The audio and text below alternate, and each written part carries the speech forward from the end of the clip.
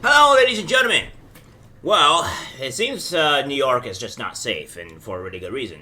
You have a more risk of being pushed onto train tracks and murdered by the train by some crazy person than going to a place in Chicago, apparently, which is surprisingly odd. Well, what we have here is that we have an artist instantly paralyzed after being shoved into moving subway train. New York prosecutor says.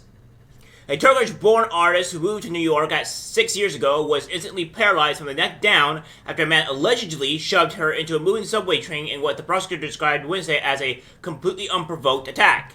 Yes, because this is a constant thing that is happening here in New York. This is not a small thing at all. Granted, this is from ABC News, so sometimes you have to trust this with a grain of salt. But again, this seems to be kind of a issue. We could kind of agree with this because, as I show with more, actual evidence here, this is a common thing happening throughout New York. Kamal Samaritans, 39, was charged with second-degree murder, attempted murder, and other crimes in the alleged assault at a subway station in Manhattan's Upper East Side on Sunday.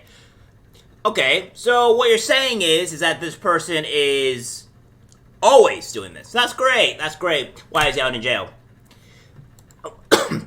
According to a criminal complaint filed in New York Criminal Court and obtained by NBC New York, the 35-year-old victim had several spine fractures, a scalp laceration, and other injuries after Samaritans grabbed her head with both his hands and shoved her with all his force into the moving subway car. Assistant Director Attorney Caroline McGuigan said Wednesday during Samaritans' arraignment. In a verified fundraiser organized partly by her husband, the victim was identified as I don't even know how to pronounce any of her name. I'm going to just say Emin. I think that's how you pronounce it. We're just going to go with that. We're going to go with that. It's good. She was instantly paralyzed and remains in critical condition with a high risk of death or stroke, McGinn said. The attack at the Lexington Avenue and East 63rd Street station occurred at 6:05 a.m. and was captured on a security camera and seen by witnesses, McGinn said. Soy, the former head page designer at the Istanbul newspaper, moved to New York City in 2017 and wanted to focus on her art. Her husband said in a written statement posted to the fundraiser. She was on her way to work at the time, he said. She and Samurai were on the same train and got off in Manhattan, McGuigan said. Samurai followed, then shoved her onto the train as it rapidly left the station, McGuigan said. I just see him walk up beside her to her left side and with palms open, just shove her head onto the train as it moved, witness Nancy Mary told NBC New York. Her body tumbled in a circle and she just dropped onto the platform. Mario told the station. Samurai fled the station, McGinn said, as also laid out on the subway platform, and she said she couldn't feel her arm and asked if she was going to die, Mario said, according to NBC New York. I was like, you're not going to die, don't worry, I'm here, told the station. I'm going to stay with you. Of course, records show the New York Police Department took Samurai into custody Tuesday. In the statement, Ossoy's husband, Ferdy Ossoy, thanked authorities and those who confronted his wife after the alleged assault. He said she had undergone a difficult surgery at Weill Cornell Medical Center, and he expected a long recovery journey that will likely hinder her career, and she had established as an award-winning artist, painter, and illustrator. Ferdy's also described himself as his wife's only family in the United States and said he was seeking emergency visas for relatives to help with her care. Her life after this is going to need constant care, he said. Rebecca Henson, with the Legal Aid Society, who is representing Samurai, said her client has never been in trouble with the legal system prior to this tragedy. Yeah, so here's the thing. This homeless piece of garbage, or whatever you want to call it, regardless if he's homeless or not, ruined this woman's life entirely.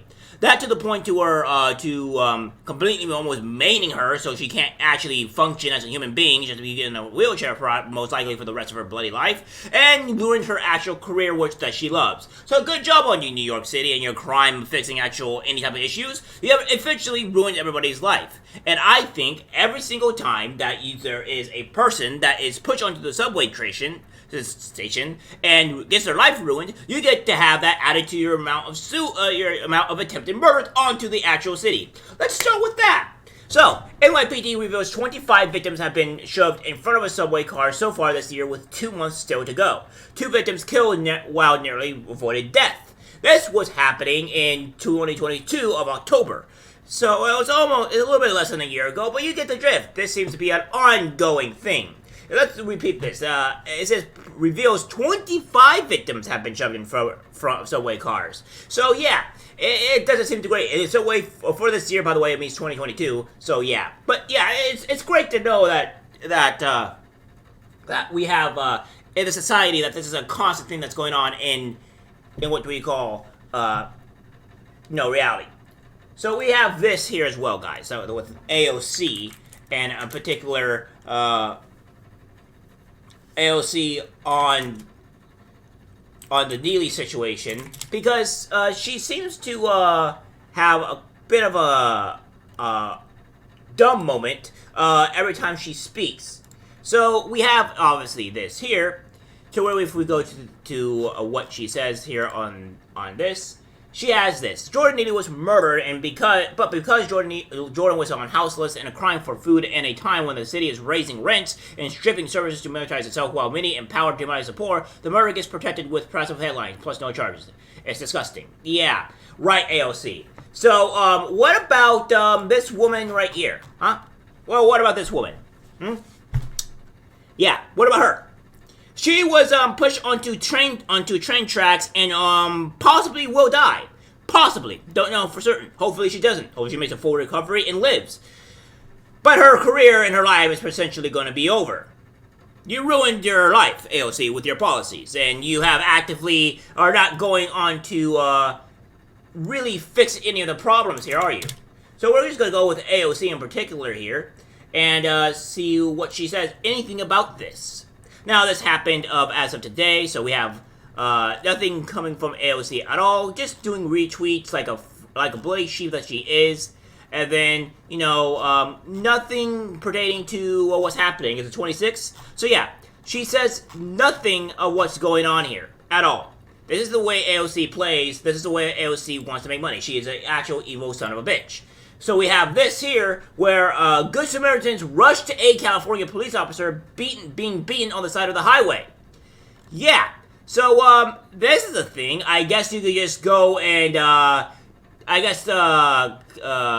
in these liberal cities, you could be threatened with being pushed down into subway tracks, or if you're a police officer, you can just get beaten on the side of the highway and have Good Samaritans help you. Oh, by the way, if you go try to help a police officer nowadays, you'll be arrested. So be careful of that, Good Samaritans. So what we have here is we're going to be showing a video on exactly what's going on in the whole issue of the pertaining assault that happened on this man. A group of Good Samaritans rushed to save a CHP officer being attacked near a busy freeway on-ramp. One witness even jumps out of his car and starts punching the suspect who put the officer in a headlock. KTLA's John Fenoglio live in Santa Ana, where he spoke to one of the men who came to that officer's rescue. John. MB Micah, that's right. The man's name is Everardo Navarro. He tells us he just happened to be in the right place at the right time when he looked out his car window and saw a CHP officer in serious danger. While bystanders recorded the confrontation on their cell phones, Navarro and two other drivers jumped in to help. It was a peaceful encounter that turned violent in a moment's notice. These incidents happen all the time. According to the California Highway Patrol, the officer you see here is telling a pedestrian not to walk on the freeway. Suddenly, the man slaps the officer's hand and a struggle ensues. The officer was in a very, really bad position. He was down. Everardo Navarro happened to be driving by as the fight unfolded last Friday evening in Santa Ana. Without hesitation, he jumped into action. Since I see the officer down, I was concerned about the guy grabbing the officer gun and shoot the officer. That's Navarro in the camouflage sweatshirt. I punched the guy from the back, but I feel like it didn't do anything. Like he was super strong, he didn't even feel it. Navarro says he shouted for help, and two other drivers quickly ran to the officer's aid. I just want to thank those three Good Samaritans for helping out our officer. It could have ended very badly. According to CHP, the confrontation occurred after two officers responded to the northbound Interstate 5 on-ramp at Main Street for a man yelling at passing motorists as well as trying to remove a freeway sign. CHP says officers told the man to leave, and at first he appeared to comply. As our officer was getting back on his motorcycle to leave the scene, The pedestrian ran towards the officer with his fist raised in a fighting stance. In this case, the suspect approaching the officer, like holding the motorcycle on a very like a frontal and aggressive way. Perhaps it's true. You never know someone's true character until it's put to the test. We're just all human beings, and what I feel there, it was just another like a human. That's not at all. Like I will do that for anybody, anytime. All right, that CHP officer was evaluated at a hospital and released. No serious injuries reported in this incident. That suspect was booked in the Orange County Jail on multiple charges, including assault and battery on a peace officer and resisting arrest.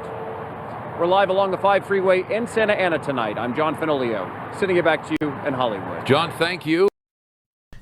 Now, who wants to bet that this man is going to go free in about, I don't know, a couple of days when the prosecutor deemed he's, didn't do anything wrong? Yeah, it says he's charged, but does that really mean it's going to stick? I don't think it will. This is the real problem with these bloody liberal cities. We're just going to be overrun by crime, nastiness. It's just try to get out the best that you can and try to live life, because at the moment your life is threatened and the cops can't come and save you, and they're probably being punished to save you in the first place. Be careful where you live. Stay safe, guys. Like, subscribe, share, and as always, take care.